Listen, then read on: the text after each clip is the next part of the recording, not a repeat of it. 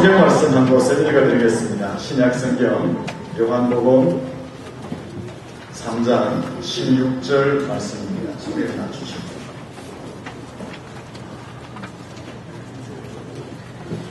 앞에 화면을 보시면 말씀이 나와 있습니다.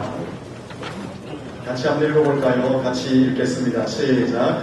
하나님이 세상을 이처럼 사랑하사 독생자를 주셨으니 이는 그를 믿는 자마다 멸망하지 아니하고 영생을 얻게 하려 하심이라. 아멘. 할렐루야. 아멘. 옆 사람에게 축복할까요? 참 잘 오셨습니다. 축복합니다. 사랑합니다. 작년에 보시고 올해 또 보시는 것 같습니다. 좀 더 자주 봤으면 좋겠습니다. 오늘 여기 참여하신 모든 분들에게 하나님의 은혜와 축복이 넘치시고 여러분의 삶 가운데 영혼이 잘 되시고 범사가 잘 되시고 강건하신 하나님의 은혜와 축복이 넘치기를 예수님 이름으로 축원합니다. 오늘 참 바쁜 날이잖아요. 간사도 바쁘고 결혼식도 많고 세상적으로 참 바쁜 시기인데도 그 모든 시간을 기도하시고 저희들의 초대에 응해주셔서 다시 한번 감사를 드립니다. 그래서 오늘 저는 여러분들에게 한 서너 가지 여러분들이 궁금해하는 것을 말씀드리면서 그 궁금증을 풀어드리고 영원한 행복의 자리로 여러분을 초대하고자 합니다. 순간적인 행복이 아니라 세상을 살다 보면 순간적인 기쁨, 즐거움, 행복은 많습니다.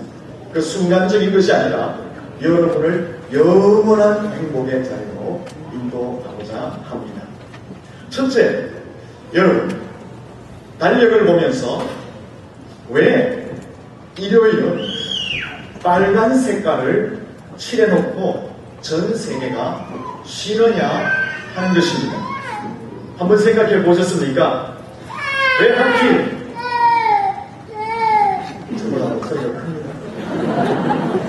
아주 큰 장군이 되겠습니다. 큰 인물이 됩니다. 목소리가 커야지 큰 인물이 됩니다. 여러분 왜 하필 일요일날 빨간색을 칠해놓고 전 세계가 휴일을 지키게 된 것이냐.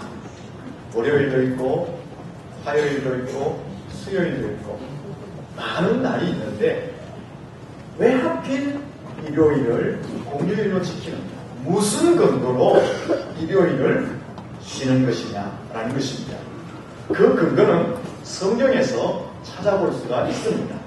하나님이 천지를 창조하시고 6일 만에 천지를 창조하셨는데 제 7일째 쉬셨습니다. 그것을 원리로 손을 대지 마시고 그것을 근거로 일요일을 전 세계가 쉬고 있는 것입니다.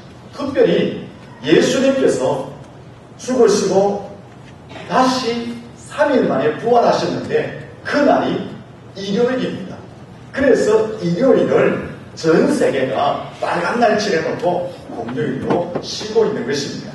여러분, 일요일을 공휴일로 쉬는 것이 그 근거가 성경에 있다면 여러분이 일요일을 어떻게 보내야 하는가 한 번쯤 생각을 해보셔야 됩니다. 두 번째는 왜 자꾸 교회에서는 여러분들을 초대하고 있느냐? 왜 예수 믿는 사람들은 유독히 예수를 믿으라고 강조하고 있느냐라는 것입니다. 요즘 사회에서도 많은 이슈가 되고 있잖아요. 기독교는 왜 예수만을 고집하고 있느냐라는 것입니다. 우리나라의 대부분의 사람들이 미신에 사로잡혀 있습니다.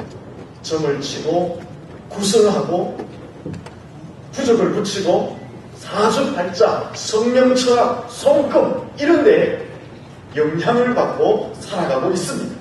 그래서 이사, 결혼, 대소사, 심지어 잠을 담그는 일까지, 손님을 청하는 일까지 나를 보고 시를 따집니다.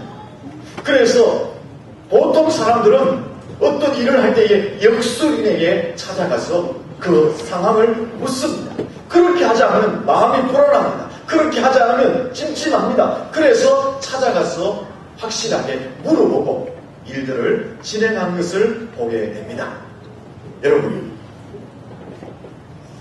이런 것은 도둑놈에게 붙들린 상황입니다.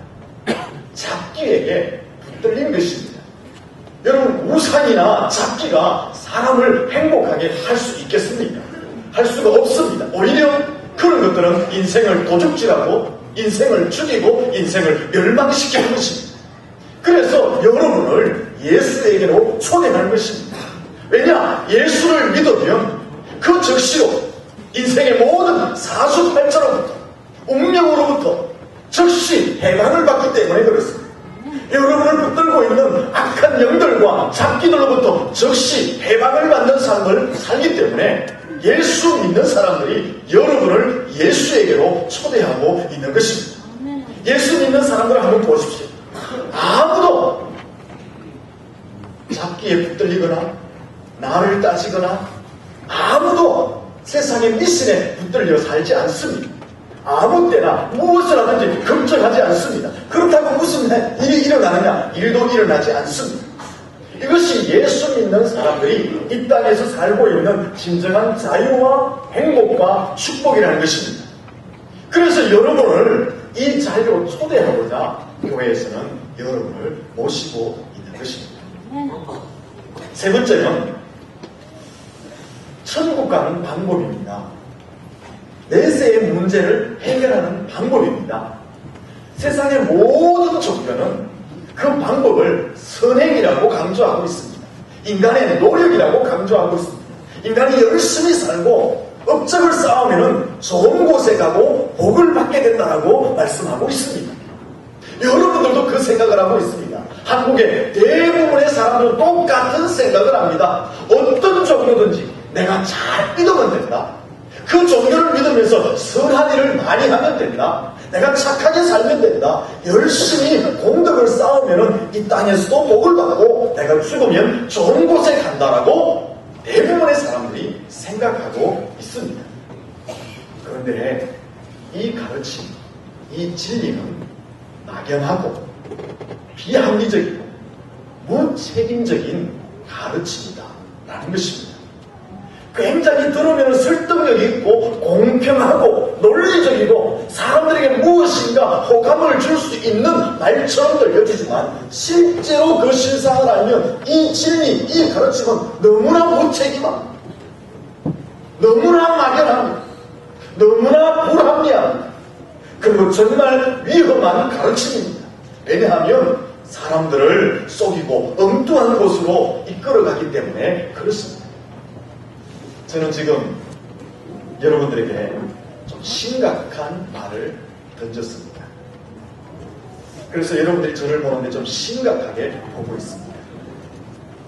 여러분, 저는 지금 여러분이 알고 여러분이 믿고 여러분이 실천하며 살아왔던 그 가르침을 뒤집는 말을 하고 있는 것입니다. 선행으로 착하게 살고 공덕을 쌓고 업적을 쌓으면 복을 받고 좋은 곳에 천국에 간다라는 말을 지금 뒤집어 말하고 있는 것입니다. 위험한 논리라고 말하고 있는 것입니다. 무책임한 말이라고 말하고 있는 것입니다.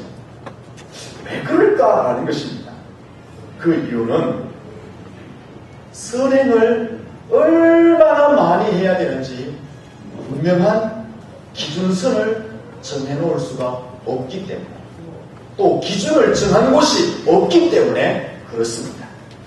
여러분, 각 종교마다 모든 종교들은 선행, 고행, 공덕을, 업적을 얼마나 쌓아야지 좋은 곳에 간다, 천국에 간다 라고 분명한 기준을 제시하는 곳은 한 군데도 없습니다.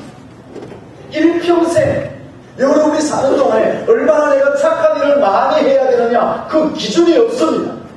여러분이 살아가는 동안 내가 얼마나 많은 업적을 쌓아야지 내가 천국에 갈 수 있느냐 그 기준선을 정해놓고 있지 않다라는 것입니다. 대학을 입학하려면 그 입학 기준이 있는 것처럼 여러분이 천국에 입성하려면 여러분이 좋은 곳에 들어가려면 그 기준선이 있어야 되는데 세상의 모든 종교는 선하게 살면 간다라고 말하지 기준선을 이야기하고 있지 않다라는 것입니다. 여러분이 다른 종교를 가지고 있다면, 혹은 다른 종교가 없더라도 여러분 주변에 다른 종교의 성직자들이 있다면 가서 물어보십시오. 내가 얼마나 선행을 해야지, 내가 얼마나 많은 공덕을 쌓아야지 좋은 곳에 갈 수 있느냐, 천국에 갈 수 있느냐, 그 기준이 어디냐 라고 물어보십시오. 그러면 대부분 이렇게 말합니다. 열심히 살면 때가 되면 좋은 곳에 갈 것입니다. 갑니다가 아니라 갈 것입니다. 여러분의 업보를 다 채우면은 여러분이 수천 년 혹은 수만 년, 수억금이 지나면은 다시 뭐로 태어나요? 사람으로 태어날 것이다 라고 말해줍니다. 대부분의 종교에서 이와 같은 말을 합니다. 기준을 이야기하지 않고 열심히 착하게 최선을 다해서 살아가다 보면 결국은 좋은 곳에 가게 되고, 너의 업보를 다 감당하면 그것이 몇 번, 수백 번, 수천 번, 수만 번 돌아나면 그때 사람으로 한번 태어날 수 있을 것이다 라고 말합니다. 여러분, 어떻게 이렇게 말할 수 있습니까? 여러분의 영혼의 문제입니다. 여러분의 내세에 관한 문제입니다. 인생에서 가장 소중한, 가장 중요한 문제입니다. 어떻게 이렇게 막연하게 말할 수 있느냐? 어떻게 이렇게 무책임하게 말할 수 있느냐? 라는 것입니다. 분명한 기준이 없지 않습니다. 그냥 잘 한번 생각해 보십시오. 그리고 선행으로, 공덕으로, 업적으로 착하게 사는 것으로 좋은 곳에 간다. 이 말은요, 듣기는 공평한 것 같지요. 근데 불공평. 이것처럼 불공평한 진리가 없습니다. 대부분의 사람들은 여기 있는 바로 여러분들도 똑같은 생각을 합니다. 선행으로 구원을 받는 것이 가장 타당하다, 가장 공평하다, 가장 합리적이다, 가장 좋은 방법이다라고 생각할 것입니다. 그러나 아닙니다. 이 진리가 가장 불공평합니다. 예를 들어볼까요? 한 아이가 부잣집에서 건강하게 태어났습니다. 한 아이는 가난한 집에서 장애를 안고 태어났습니다. 일평생 살아가면서 누가 더 선행을 많이 하고 업적을 더 많이 쌓고 공덕을 더 많이 쌓을 수가 있을까요? 객관적으로 볼 때에 누가 더 선행을 할 기회가 많습니까? 그럼 억울하잖아요. 가난하게 태어난 것도 억울하고, 장애를 안고 일평생 바깥 공기 한번 제대로 못 쓰면서 살아가는 것도 억울한데, 선행을 할 기회조차 없어서 죽어서조차도 지옥으로 간다면 얼마나 억울합니까? 여러분, 요즘은 다 100살까지 삽니다. 옆에 분에게 한번 인사합시다. 당신은 100살 넘게 살 수 있습니다. 진짜 100살 넘게까지 살 수 있습니다. 못하시죠? 교회 오면 오래 삽니다. 교회 오면 제일 오래 산 사람이 몇 사람인지 아세요? 상세히 깎으면 969세. 대단하지 않습니까? 성경에서 제일 오래 산 사람이 969세예요. 근데 사시고 싶습니까? 어려우십니다. 근데 여러분 조금만 있으면 세상에서 말하는데 사람들이 120살까지 살아요. 또 오래 살죠. 아직도 여기 할매들 60년 더 살아야 됩니다. 80살 된 분들은 40년을 더 살아야 됩니다. 40년 살면서 건강하게 살아야 됩니다. 여 사람한테 인사합니다. 120년까지 팔팔하게 살자. 이제 9988이 아닙니다. 120년까지 팔팔하게 살아야 됩니다. 근데 여러분, 어떤 사람은 110년, 120년까지 팔팔하게 살다가 수명을 다해서 죽고, 어떤 사람은 아주 일찍 죽습니다. 일찍 죽으면 선행을 할 기회가 없잖아요. 그러면 어디로 가야 됩니까? 지옥으로 가든지 부처를 계속 뜨거워요. 억울하잖아요. 내 수명이 120년인데 120년도 살지 못한 채 유학 때에, 청년 때에, 젊을 때에 죽어버려서 또 거기서 지옥으로 가버린다면, 선인이 찾지 못하여서 업적을 쌓지 못해서 지옥으로 가버린다면 일찍 죽는 것도 억울한데 얼마나 불공평해. 따라서 지금 사람들이 생각하고 있는 모든 논리를 펴고 있는 선행으로 구원을 받는다, 착한 일을 많이 해야 좋은 곳에 간다, 이것은 불합리합니다. 여러분, 선행으로, 인간의 노력으로 좋은 곳에 간다, 천국에 간다, 이것이 모든 사람에게 공평하려면, 이것이 모든 사람들에게 기준으로 적용되어지려면 모든 사람들의 출생과 환경과 재물과 성격과 배움의 정도와 머리 수준과 또 수명이 똑같아요. 똑같은 조건을 가지고 있을 때에 모든 사람이 똑같이 선행할 수 있는 기회를 받을 때에 선행으로 구원을 받는다는 말이 적용이 될 수 있습니다. 그렇지 않습니까?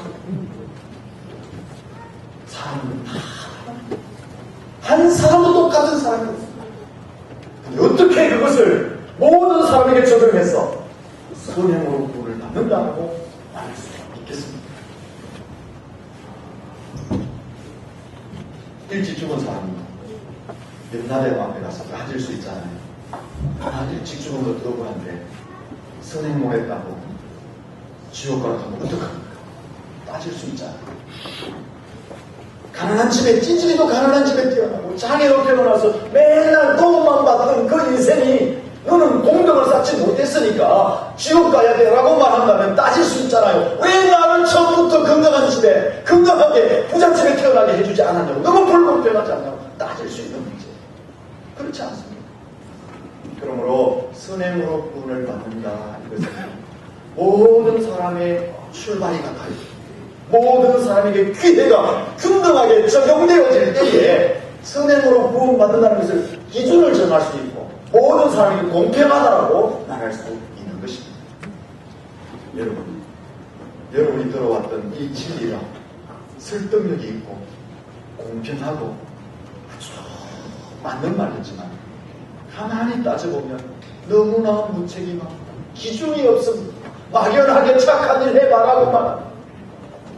그리고 공평하지 않습니다. 모든 사람들이 적용되어질 수 있는 공평성이 없습니다. 그러므로 이것은 우리를 잘못된 곳으로 이끌어가는 사상에 불과하다라는 것입니다. 위험한 논리에 불과하다라는 것입니다. 그렇다면 여러분의 마음에 이런 생각이 들죠. 그러면 목사 네가 말하는 기독교는, 네가 지금 말하고 싶은 기독교의 구원은 분명한 기준이 있고 그것은 모든 사람들에게 공평하게 적용되느냐 물어보고 싶잖아요. 저는 과감하게 말할 수 있습니다. 기독교에서 말하는 구원의 논리는 분명한 기준이 있고 모든 사람에게 공평하게 적용되어집니다. 제가 설명을 드리겠습니다. 기독교에서 말하는 구원의 기준은 간단합니다. 뭘까요?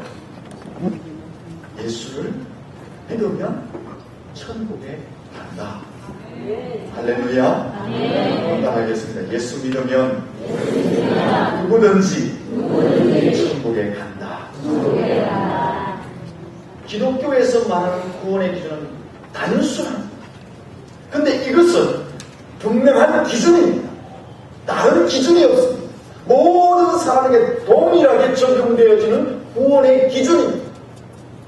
그리고 이것은 모든 사람에게 공평하게 적용되어집니다. 빈부귀천을 따지지 않습니다. 아무리 가난해도 예수를 믿으면 천국 가. 아무리 부자라도 그 돈 때문에 천국 가는 것이 아니라 예수를 믿어야 천국 가. 건강한 사람도 장애를 받고 평생 방 안에만 있다 할지라도 그가 예수를 믿으면 천국 가게 되는 것입니다. 남녀노소를 따지지 않습니다. 여러분이 120년을 살아도 예수를 믿어야 천국 가고, 여러분의 자녀들이, 우리의 사랑하는 사람들이 아무리 젊은 나이에 죽는다 할지라도 그 속에 예수 믿는 마음이 있으면 천국에 가게 되는 것입니다. 아멘. 이 구원에 진리는 남녀노소 진리보가 빈부 기천을 따지지 않습니다. 한 사람도 예외가 없습니다. 누구든지 그 마음에 예수를 믿으면 다 천국 가게 됩니다. 지역도 인종도 문화도 역사도 시대를 초월합니다. 누구든지 예수를 믿으면 천국 가게 되는 것입니다. 따라서 이것은 모든 사람들에게 공평하게 적용됩니다. 또 모든 사람들에게 주어지는 구원의 분명한 기준이 되는 것입니다. 또 이런 마음이 있죠. 그러면은 예수 믿는 사람들은 착한 일 안 해도 되겠네. 그것이 아닙니다. 예수를 믿는 순간 그 착한 일을 많이 해야 돼요. 예수 믿는 사람답게 살아가야 되는 것입니다. 또 이런 마음이 들 거예요. 야, 그러면 기독교에서 말하는 구원, 천국 가는 것 진짜 쉽네? 진짜 간단하네? 너무 값싼 구원이 아니냐라는 생각을 하게 될 것입니다. 그렇습니다. 사람 편에서 볼 때는 우리가 구원받는 것이 너무나 간단합니다. 너무나 쉽습니다. 너무나 값싸게 받는 것이 사람 편에서 받는 구원입니다. 그러나 사람을 구원해 주시기 위해서 하나님 편에서는 엄청난 희생을 치르셨습니다. 그 희생이 무엇일까요? 하나님께서 사람들을 구원하시기 위해서 자신의 독생자 예수님을 이 땅에 사람의 몸으로 보내십니다. 그 사람의 몸을 가지고 있다가 사람들의 죄와 죄의 형벌을 대신 짊어지고 십자가에 죽게 하는 희생을 하나님이 치르셨습니다.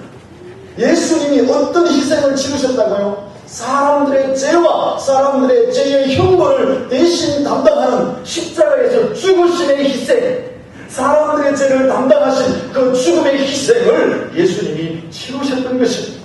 바로 저와 여러분의 죄를 위해서, 바로 저와 여러분의 죄 때문에 받아야 할 그 형벌을 하나님이 예수에게 대신 짊어지시고 십자가에서 죽게 하셨습니다. 그 하나님의 희생이 있었기 때문에 우리는 예수를 쉽게 믿지만 구원을 받게 되는 줄로 믿습니다. 여러분, 하나님께서는 사람들의 죄, 여러분들의 죄, 여러분들의 세상적으로 말하는 업보, 여러분들이 가지고 있는 죄의 형벌들, 그것을 다 없애야 하기 위해서 독생자 예수님을 십자가에 대신 못 박아 달아 죽게 하셨던 것입니다. 하나님은 엄청난 희생을 치르었습니다. 그 대가로 인하여서 오늘 저와 여러분이 예수를 믿기만 하면 구원을 받게 된다라는 것입니다. 성경에는 이렇게 말합니다. 누구든지 예수를 믿으면 멸망치 않고 구원을 받게 된다. 남녀노소, 빈부귀천, 지위고하를 막론하고 누구든지 예수를 믿으면 구원을 받게 된다. 그렇게 말하고 있습니다. 여러분의 마음속에 예수가 모셔지기를 축복합니다. 그러면은 여러분은 이 땅에서 즉시 여러분을 붙들고 있는 잡기들, 사주팔자, 운명들로부터 자유함을 누리게 됩니다. 이 땅을 사는 동안도 예수님 안에서 참된 행복을 누리며 살게 됩니다. 죽어서도 영원한 영생의 삶을 천국에서 누리게 되는 것입니다. 이제 남은 것이 하나 있습니다. 여러분들이 어떻게 하면 여러분의 인생의 사주팔자에서 자유함을 누리는가? 여러분의 가정과 인생을 붙들고 있는 그 악한 영들에게서도 내가 자유함을 누릴 수 있느냐? 내가 어떻게 하면 내 인생을 살아갈 때에 미신에게 붙들리지 않고 자유와 평화와 행복을 누리며 살아갈 수 있느냐라는 것입니다. 내가 어떻게 하면 영원한 행복의 자리에서 천국을 소망하며 살아갈 수 있느냐? 성경은 말합니다. 누구든지 예수님을 마음에 모시면 그 축복을 받게 된다. 라고 말씀하고 있습니다. 간단합니다. 여러분의 마음을 들고 예수님을 모시기만 그 행복의 자리로 초대될 줄로 믿습니다. 예수님을 나의 구원자로 모십니다. 예수님의 이름만 부르기만 해요. 예수님은 내 속에 오시고 내 삶 속에 오셔서 나의 죄를 용서하시고 나의 삶을 축복해 주시고 내 삶을 새롭게 하시고 내 인생 가운데 참된 행복을 선물로 주실 줄로 믿습니다.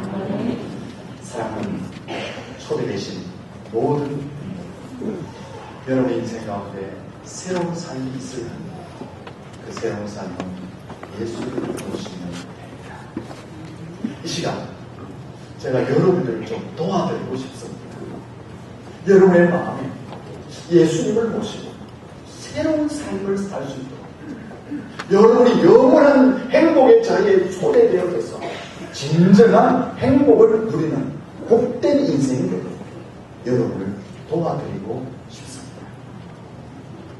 함께 제가 도와드릴 때에 좀 편안하게 눈을 한번 감아주시면 좋겠습니다.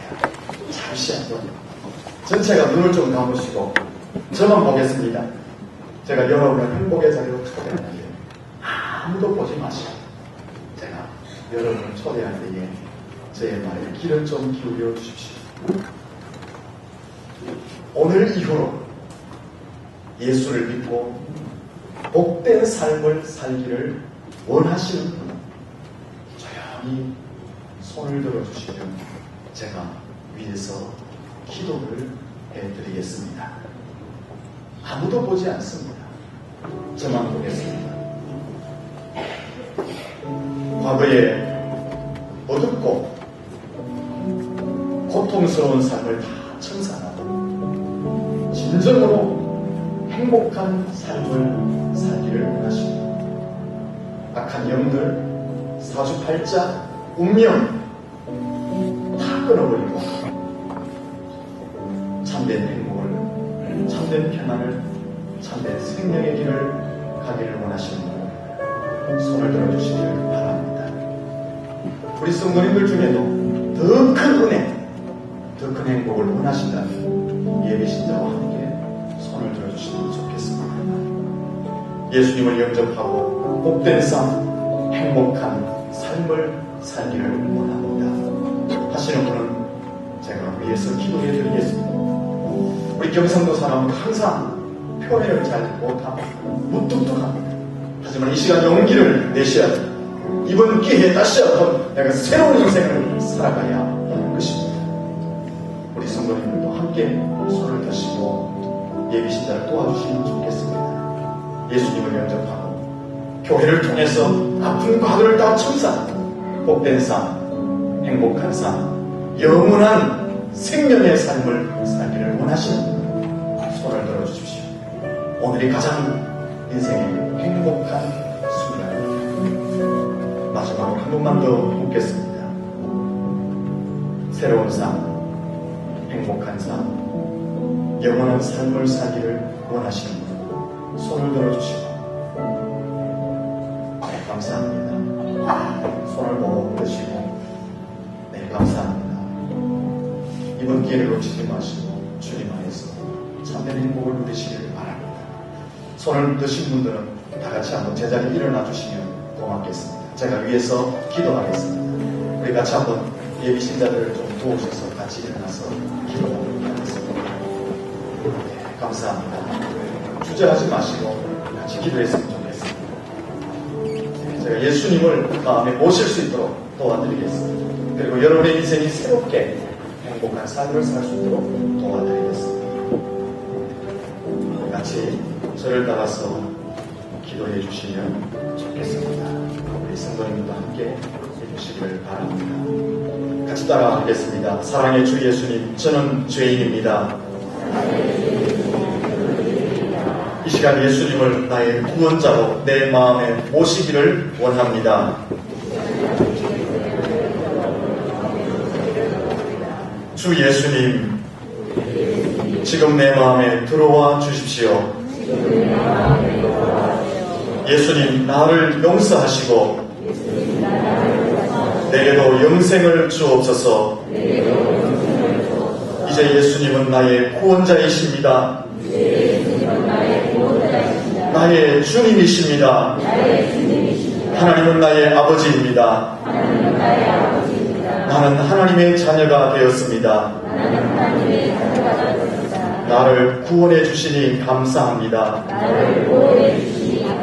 영원토록 나와 함께해 주옵소서. 예수님 이름으로 기도합니다. 아멘. 되시기를 바랍니다. 제가 한 번 더 기도하겠습니다. 살아계신 하나님,